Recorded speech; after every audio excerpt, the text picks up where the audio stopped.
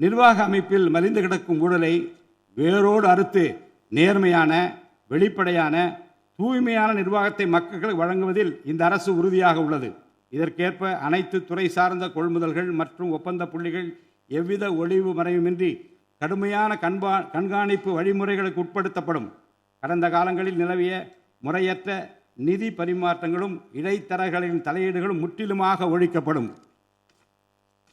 ஒவ்வொரு சமூகத்திற்கும் உரிய அளவிலான பிரதிநிதித்துவம் கிடைப்பதே உண்மையான சமூக நீதி என்பது இந்த அரசின் அடிப்படை கொள்கை. இந்த கொள்கை மற்றும் வாக்குறுதியை நிறைவேற்ற சாதிவாரி கணக்கெடுப்பினை மக்கள் தொகை கணக்கெடுப்புடன் இணைந்து விரைவாக முடிக்க நாம் ஒன்றிய அரசினை வலியுறுத்துவோம். ஒன்றிய அரசின் சாதிவாரி கணக்கெடுப்பு முடிந்த பின்னர் தமிழ்நாடு அரசு சமூக நீதி கணக்காய்வினை நடத்தும். 1968 ஆண்டில் பேரறிஞர் அண்ணா அவர்கள் முதலமைச்சராக இருந்தபோது மும்மொழி கொள்கை நீக்கப்பட வேண்டும், தமிழ் மற்றும் ஆங்கிலம் ஆகிய இருமொழிகள் மட்டுமே பயிற்றுவிக்கப்பட வேண்டும் என்ற தீர்மானம் தமிழ்நாடு சட்டமன்ற பேரவையில் நிறைவேற்றப்பட்டது. அன்று முதல் இன்று வரை தமிழ்நாட்டில் இருமொழி கொள்கையே கடைபிடிக்கப்பட்டு வருகிறது. இருமொழி கொள்கை என்பது தமிழ்நாட்டு மக்களால் ஏற்றுக்கொள்ளப்பட்ட ஒன்று என்ற சூழ்நிலையில் அதனையே இந்த அரசு தொடர்ந்து கடைபிடிக்கும். சென்னை உயர்நீதிமன்றம் மற்றும் சென்னை உயர்நீதிமன்ற மதுரை கிளையில் தமிழ் மொழியை வழக்காடு மொழியாக பயன்படுத்தவும் உச்ச நீதிமன்ற கிளையை சென்னையில் அமைக்கவும் ஒன்றிய அரசை இந்த அரசு வலியுறுத்தும்.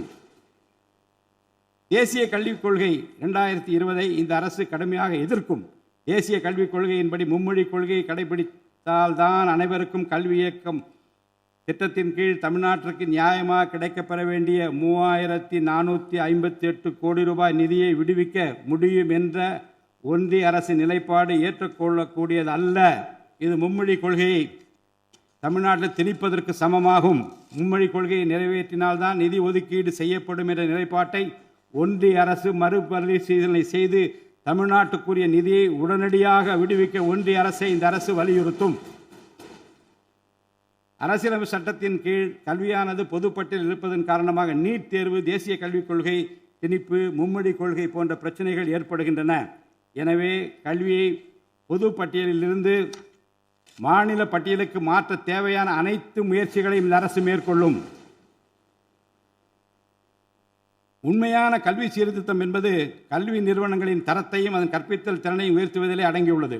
இதற்கேற்ப மாநிலத்தின் பல்கலைக்கழகங்கள் மற்றும் உயர்கல்வி நிறுவனங்களில் நீண்ட காலமாக நிரப்பப்படாமல் உள்ள தேவையான உதவி பேராசிரியர் மற்றும் ஆசிரியர் காலி பணியிடங்களை தகுதி மற்றும் திறமையின் அடிப்படையில் வெளிப்படையான முறையில் நிரப்புவதற்கு இந்த அரசு போர்க்கால அடிப்படையில் நடவடிக்கை எடுக்கும். அது மட்டுமின்றி உயர்கல்வித்துறையில் பல்வேறு அடிப்படை சீர்திருத்தங்களை இந்த அரசு கொண்டு வரும். இதன் மூலம் உலகத்தரம் வாய்ந்த உயர்கல்வி தமிழ்நாடு மாணவர்களுக்கு கிடைக்கப்பெறும். தமிழ்நாட்டின் நெற்களஞ்சியமாக விளங்குவது காவிரி டெல்டா பகுதி. டெல்டா மாவட்டங்களின் பிரதான நீர் ஆதாரமான காவிரி நீரினையே டெல்டா பகுதி விவசாயிகள் நம்பியுள்ளனர். காவிரி நீரை பயன்படுத்துவதில் தமிழ்நாட்டிற்கு உள்ள உரிமை மிக பழமை வாய்ந்தது. நம்முடைய உரிமையை உச்சநீதிமன்றத்தில் நிலைநாட்டிய பின்பும் காவிரி நீரை பெறுவதற்கு ஒவ்வொரு ஆண்டும் போராட வேண்டிய நிலை இருக்கிறது. உரிய நீருக்கு பதிலாக உபரி நீர்தான் தமிழ்நாட்டிற்கு கர்நாடக அரசால் வழங்கப்படுகிறது. இந்த நிலையில் மேகதாது திட்டத்தை செயல்படுத்த கர்நாடக அரசு முயன்று வருகிறது. இந்த திட்டம் செயல்படுத்தப்பட்டால் விவசாயிகளின் வாழ்வாதாரம் பாதிக்கப்படுவதுடன் வேளாண் உற்பத்தியும் கடுமையாக பாதிப்படையும். இதனை தடுத்து நிறுத்தவும் தமிழ்நாட்டிற்கு நீரை உரிய காலத்தில் பெற்றுத்தரவும் தேவையான சட்ட நடவடிக்கைகளை இந்த அரசு எடுத்து வருகிறது. தமிழ்நாட்டு மீனவர்கள் தங்களின் வாழ்வாதாரம் மற்றும் பொருளாதார பாதுகாப்பை பாதிக்கும் பல்வேறு சவால்களை தொடர்ந்து எதிர்கொண்டு வருகின்றனர். பருவமழை, புயல் மற்றும் பிற இயற்கை பேரிடர்களால் ஏற்படும் பாதிப்புகளுக்கு அப்பாற்பட்டு பாக் வளைகுடா பகுதியில் தங்களின் பாரம்பரிய மீன்பிடி பகுதிகளில் மீன்பிடி தொழிலில் ஈடுபடும் மீனவர்கள் அடிக்கடி கடுமையான துன்பங்களை அனுபவித்து வருகின்றனர். அவர்கள் இலங்கை கடற்படை அதிகாரிகளால் கைது செய்யப்படுவதும் அவருடைய மீன்பிடி படகுகள் பறிமுதல் செய்யப்பட்டு நீண்ட காலம் பிடித்து வைக்கப்படுவதும் கணிசமான அளவில் அபராதங்கள் விதிக்கப்படுவதும் தொடர்ந்து நடைபெற்று வருகின்றன.